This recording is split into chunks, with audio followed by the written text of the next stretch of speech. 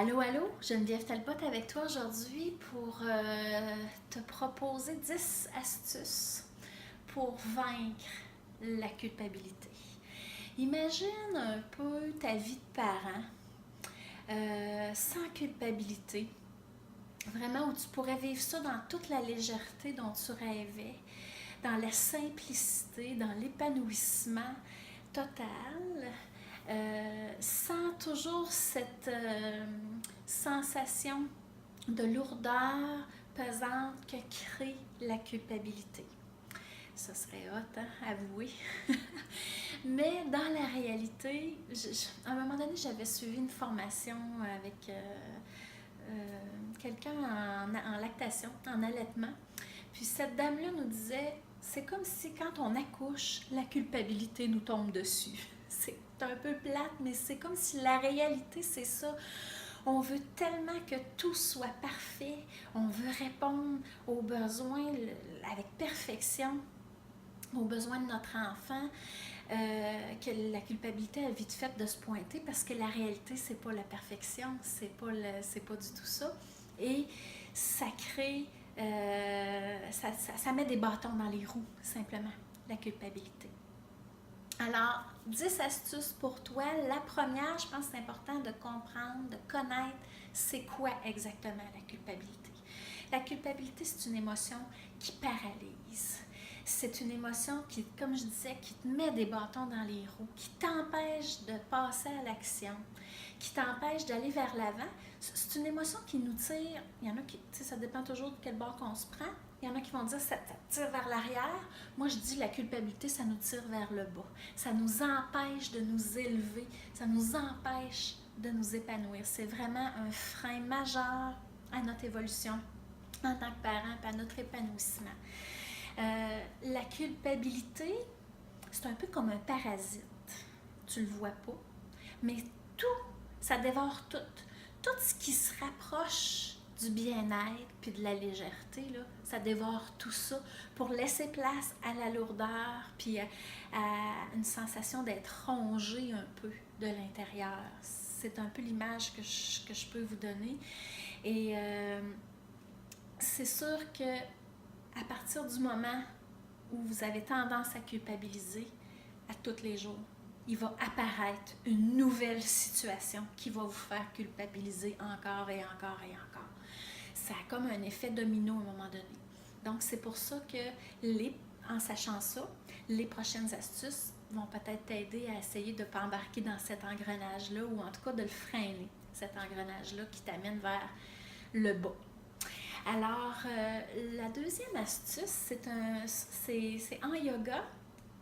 Il y a quelque chose qui parle du devoir. OK?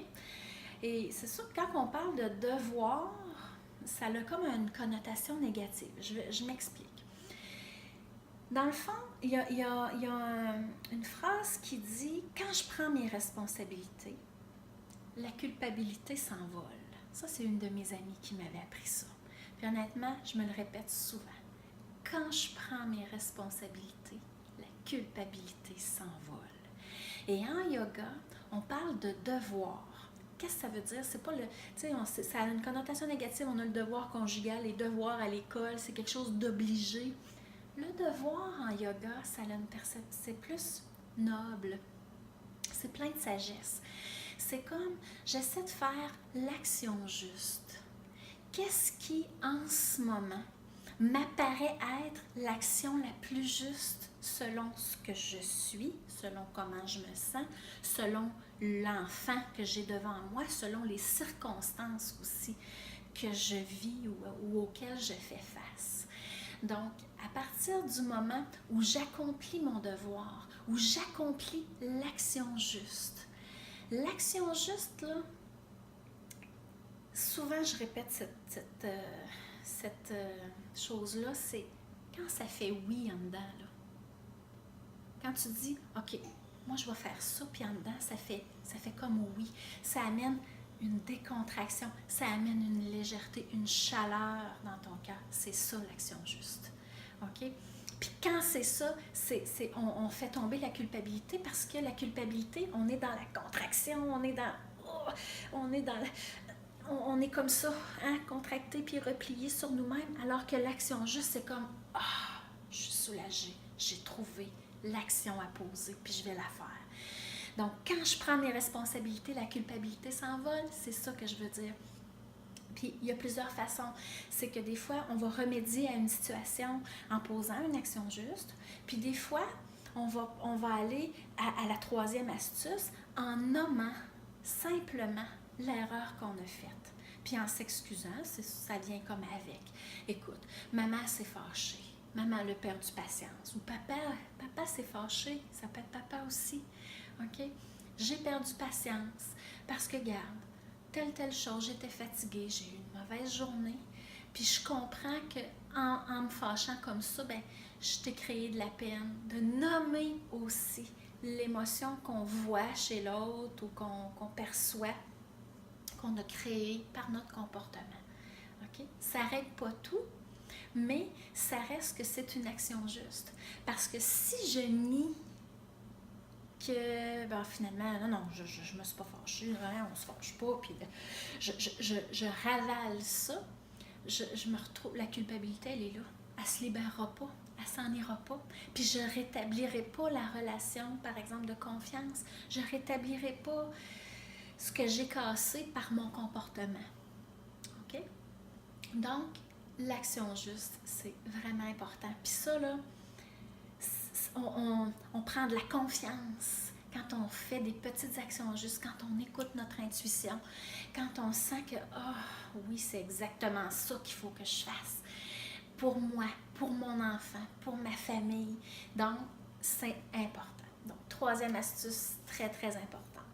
La quatrième, essayez d'identifier qu'est-ce que je peux faire les prochaines fois. OK? Je reprends l'exemple, maman s'est fâchée. Qu'est-ce que je peux faire la prochaine fois? Je pourrais choisir, par exemple, de me retirer, de prendre un moment pour dire, OK, la pression, là, c'est de reconnaître que la pression, la colère, c'est plus de l'irritation, là. Là, je suis rendue à la colère, puis que là, ça monte, puis que le presto est aveugle de sauter.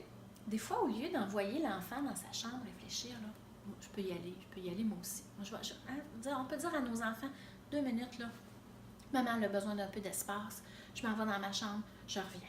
On s'en va dans notre chambre ou dans la salle de bain, peu importe. On prend quelques respirations, on essaie de se recentrer. Puis, après ça, on y retourne. On essaie, dans le fond, de tirer une leçon de ce qui s'est passé dans les événements précédents pour essayer de le reproduire le moins possible. Est-ce que ça va être parfait?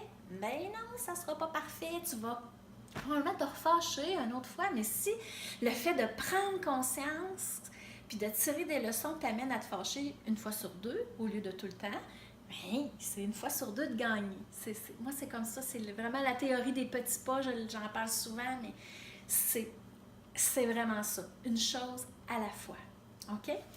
Alors, la 5e astuce est au milieu, mais elle est difficile pour plusieurs. C'est apprendre à se pardonner à soi, se pardonner de s'être fâché, d'avoir perdu patience, de ne pas être tout à fait là, assez. Il y a un nouveau bébé qui vient d'arriver, j'ai pas le temps de m'occuper de mon plus vieux, de ma plus vieille, puis là, il réagit, il a besoin d'attention, puis j'ai pas le temps, puis là, on culpabilise, mais c'est important de se pardonner. Puis, tu sais, le concept de perfection, on le sait. Hein? Oh non, il n'y a pas personne de parfait. Non. On est tout au courant de ça, mais c'est drôle. On recherche toute la perfection quand même. OK? Donc, c'est important de prendre un moment de se dire, OK, j'ai fait du mieux que j'ai pu à ce moment-là. Maintenant, qu'est-ce que je fais? Tirer des leçons. Astuce précédente. Qu'est-ce que je fais? Qu'est-ce que je peux mettre en place pour les prochaines fois que cette situation-là va se reproduire. OK? La perfection, c'est un autre parasite qui vous pourrit l'existence aussi. Puis, il y a juste vous qui pouvez travailler là-dessus. C'est votre croyance que pour être une bonne maman, il faut que ça soit parfait. Il faut être parfaite, sinon, en bas de ça, on est out, on n'est pas une bonne maman. OK? Moi, je vous conseille d'appuyer sur « Eject », rejeter cette croyance-là au plus vite pour alléger votre existence. OK? C'est autant la perfection que la culpabilité, c'est comme on rejette. Qu'est-ce qu'on peut faire ensuite? L'astuce numéro 6, c'est essayer de revenir au présent. Moment présent, moment parfait. Tu peux aller, j'en parle de temps en temps, tu peux, peut-être que c'est déjà fait, aller télécharger gratuitement le premier chapitre de mon livre, Comment devenir un parent plus calme en moins de 5 minutes par jour. Il y a plein de stratégies pour te ramener dans le moment présent. Parce que la culpabilité, sa job, c'est de te tenir dans le passé. De toujours garder comme un fil invisible aux événements qui sont passés, puis t'empêcher d'aller vers l'avant. C'est ce qu'on disait tout à l'heure, ça te tire vers l'arrière. Donc, le fait de te ramener au présent, c'est comme ça coupe le fil invisible qui te ramène en arrière. Donc, ça peut être en utilisant les techniques de respiration que tu vas avoir justement dans ce premier chapitre-là gratuit. Puis dans le livre qui est disponible, tu as 100 autres stratégies que tu peux utiliser pour essayer de te ramener conscient dans le moment présent. Mais les techniques de respiration sont excellentes. Si tu l'utilises, c'est sûr que tu vas avoir des résultats à court et à moyen terme et à long terme, bien sûr. Maintenant, si on revient un petit peu au niveau de la culpabilité, mais au niveau pleine conscience, OK? La pleine conscience, c'est observer le moment présent avec le moins de jugement possible. Qu'est-ce que ça peut venir faire, ça, pour m'aider à vaincre la culpabilité dans tous les aspects de ma vie de parent? Premièrement, la 7e astuce que je te propose, c'est reconnaître qu'elle est là, la culpabilité. Il y en a plein qui ne savent pas nécessairement qu'ils sont dans un procédé, dans un pattern de culpabilisation. J'allais dire éternelle, là, mais on va y aller pour constante, OK? On va y aller pour constante, régulière, puis ils ne sont pas conscients de ça. Et ces gens-là nient la réalité, ne reconnaissent pas que la culpabilité est là. Si je ne la reconnais pas, elle ne peut pas s'en aller. Donc, la première job à faire, c'est la reconnaître. Elle est là, accepter qu'elle est là, puis après ça, OK, on peut passer à un step ultérieur. Puis je vous dirais, c'est la même chose pour n'importe laquelle émotion. La colère, la tristesse, les peurs, qui sont des émotions, des fois des constructions de notre mental aussi. Mais si je ne les reconnais pas, je ne suis pas partie sur la bonne base. OK? Ça fait partie des choses à faire, reconnaître qu'elle est là, tout simplement. Reconnaître, la 8e astuce, reconnaître aussi que la culpabilité nous sort de notre réalité. Qu'est-ce que ça veut dire, ça? Ça veut dire qu'elle nous amène à se remettre en question. « Ah, j'ai pas fait la bonne affaire. Qu'est-ce que j'aurais pu donc faire? Ah, je suis donc bien pas bonne. Ah, j'aurais dû faire ça. Ah, non, j'ai pas fait ça. Ah, oui, mais t'as-tu vu, l'autre est bien meilleure? L'autre est bien meilleure à côté. Ben oui, c'est ça. Elle est bien meilleure que moi. Elle fait les choses mieux que moi. Elle prend les meilleures décisions. Elle fait des meilleures choses. Ça y est, là, on est parti, là. On revient, là. La culpabilité nous sort de notre réalité complètement, puis on pense que tout le monde est bien meilleur que nous autres, alors que chacun fait du mieux qu'il peut avec ce qu'il a au moment où il vit la situation. OK? La culpabilité vous amène à vraiment progressivement à gruger votre confiance en vous. Tu viens que tu n'as plus confiance. Tu n'as plus confiance que tu es capable de faire les bons choix. Tu n'as plus confiance que tout court, tes choix sont jamais bons. Ils ne peuvent pas être bons parce que tu doutes. La culpabilité te fait douter de toi, te fait douter de tes choix. Et définitivement, ça vous sort de votre moment présent, puis ça vous sort de votre être, puis ça vous tire vers le bas. Encore une fois, c'est ça. Ça vous tape sur la tête. On se tape. Quand on se tape sur la tête, on ne file pas pour avancer, on file pour s'écraser. Donc, la culpabilité nous sort de notre réalité. Qu'est-ce qu'on peut faire? On peut revenir à l'astuce numéro 6, revenir au moment présent. Ça peut être une astuce. OK? 9e chose à savoir, c'est que la culpabilité amène une perte d'objectivité. OK? Comme je vous disais tantôt, tout le monde est bien meilleur que nous autres. Ça nous fait dramatiser les choses. Je te donne un exemple. Un soir, durant l'automne, je pars, je décide, ou l'automne ou la saison, peu importe, je décide que je vais souper avec des amis, mais tu sais, genre, je fais jamais ça. Je fais ça une fois ou 3, 4, 5 mois, là, OK? Et avant de partir, ma fille, dans les marches, me fait une crise de bacon parce qu'elle veut pas que je m'en aille ou elle est en train de chicaner avec son frère. Tu sais, il y a comme une énergie qui fait que les chicanes se pointent au moment où on n'arrive pas à partir. Là, on s'en va dans le char, puis là, on a envie d'avoir le moton, nous autres aussi, parce que là, on se sent coupable. Oh mon Dieu, je devrais pas les laisser, je devrais être là, ils ont besoin de moi. Wow! On peut essayer. La culpabilité nous fait perdre notre objectivité. C'est pas une soirée aux 3 mois qui fait que ton enfant va se sentir abandonné, qui fait que parce qu'assez souvent, là, on n'est pas aussitôt sorti de la cour, qu'il pleure plus, là. Hein? Vous demanderez à votre gardienne, il pleurait plus, il était bien enfant, ils ont eu une super belle soirée, il n'y en avait pas de problème. Mais il y a comme une petite corde sensible, puis ils viennent jouer dessus parce qu'ils savent qu'on veut être là pour eux, puis c'est normal. Mais il faut essayer de faire un step back, un pas de recul pour voir, attends un petit peu là. Là, j'ambitionne pas. Là, l'action juste à soir, c'est de prendre du temps pour moi parce que moi, quand je vais revenir ce soir, je vais être rechargée, mes batteries vont être full. Puis demain matin, je vais être content de les voir. On va tous être contents de se voir.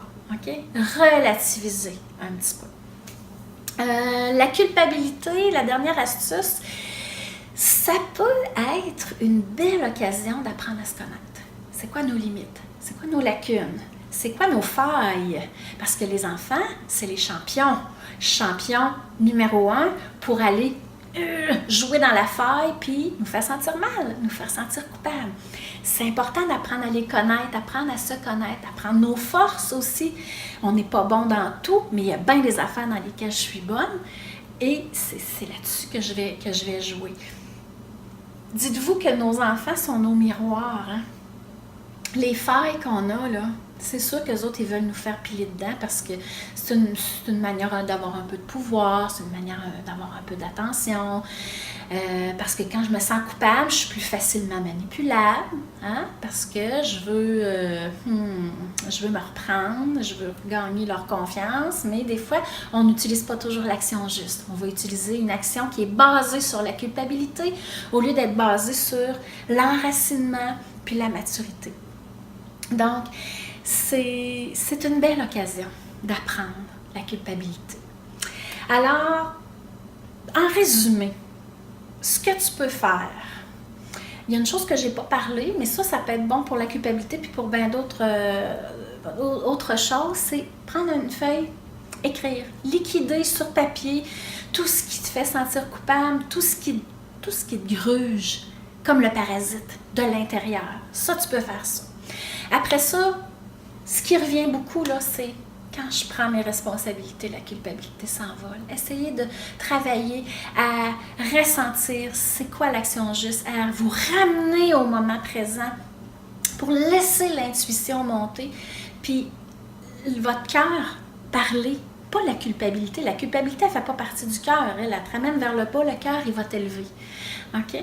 Donc, essayez d'accomplir l'action juste et de le travailler, de l'expérimenter. Puis essayez d'observer un peu la culpabilité comme un témoin. C'est ça la pleine conscience. Reconnaître qu'elle est là. Pas la laisser me faire perdre la réalité. Pas la laisser pas la laisser m'enlever mon objectivité. Essayer d'être consciente de sa job. Hein, la culpabilité est là, hein, elle me fait faire telle chose. Ça, c'est de la pleine conscience. Okay? C'est être témoin de ce qui se passe réellement. Alors, qu'est-ce que je te demande? J'aimerais ça que tu me partages. C'est quoi les événements, les circonstances qui te rendent le plus coupable? Okay? C'est-tu quand tu pars? C'est-tu le manque de temps que tu as avec les enfants? Peu importe. Okay? Peu importe. Partage-moi ça. Partage-moi comment tu peux faire, comment tu peux faire ou que tu vas faire ou que tu fais déjà pour faire l'action juste, pour te responsabiliser. OK? Puis peut-être que tu as d'autres actions que tu as déjà essayées. Partage-nous tes trucs pour que la communauté dans laquelle on est puisse en profiter aussi. C'est comme je dis souvent, c'est comme de nos suivants.